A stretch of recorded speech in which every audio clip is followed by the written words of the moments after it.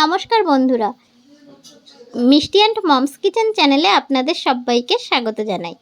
আজকে আমি বানাতে চলেছি ঘেটকুল বা অনেকে এটাকে খারখোল পাতা বলে, তো সেটার একটা বাটা রেসিপি। তো আজকে যে যে রান্নাগুলো আমার বাড়িতে হয়েছিল সেগুলো আপনাদের সাথে শেয়ার করে দিলাম। আর লিমনের জন্য তো পার ডে আলু ভাজা তো আমাকে করতেই হয়, ডিম ভাজা, আলু ভাজা আর মাছের ঝাল, ওরও যদিও আঝালা মাছের ঝাল হয়েছিল। আর তার সাথে সাথে আজকে বানানো হয়েছে এই যে খারকোল পাতা বা ঘেটকুল পাতা বাটা। তো এই জন্য মানে পাতাগুলোকে কেটে ধুয়ে পরিষ্কার করে রেখেছি। আর তারপরে এটাকে আমি একটুখানি মানে উষ্ণ গরম জলের মধ্যে একটু ফুটিয়ে জল ঝরিয়ে নিয়েছি।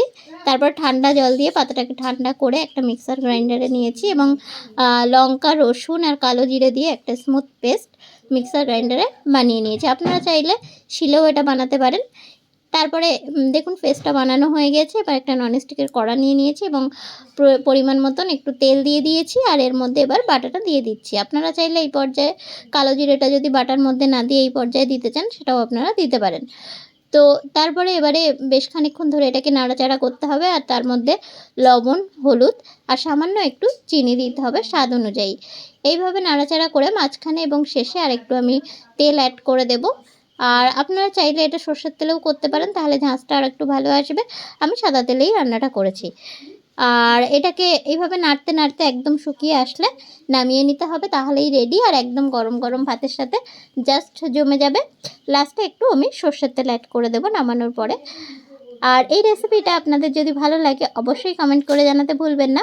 এটা গ্রাম বাংলার কিন্তু অতি পরিচিত একটা রেসিপি। আর গরম গরম ভাতের সাথে মা ঠাকুমার হাতের এই স্বাদ আজকে আমি অনেক দিন পরে ট্রাই করলাম। আর সেই ফিরে পাওয়া স্বাদটাই যেন পেলাম। তো আপনারাও অবশ্যই বাড়িতে ট্রাই করবেন আর আমাকে অবশ্যই কমেন্ট করে জানাবেন। আর আমার চ্যানেলে নতুন বন্ধু হলে চ্যানেলটিকে প্লিজ সাবস্ক্রাইব করে নিতে ভুলবেন না। তো ভালো থাকবেন, সুস্থ থাকবেন। আর তার সাথে সাথে রেসিপিটা অবশ্যই কিন্তু বাড়িতে বানাবেন। তো দেখুন আপনাদের সাথে কথা বলতে বলতে কিন্তু আমার রান্নাটা কিন্তু অলমোস্ট হয়ে এসেছে।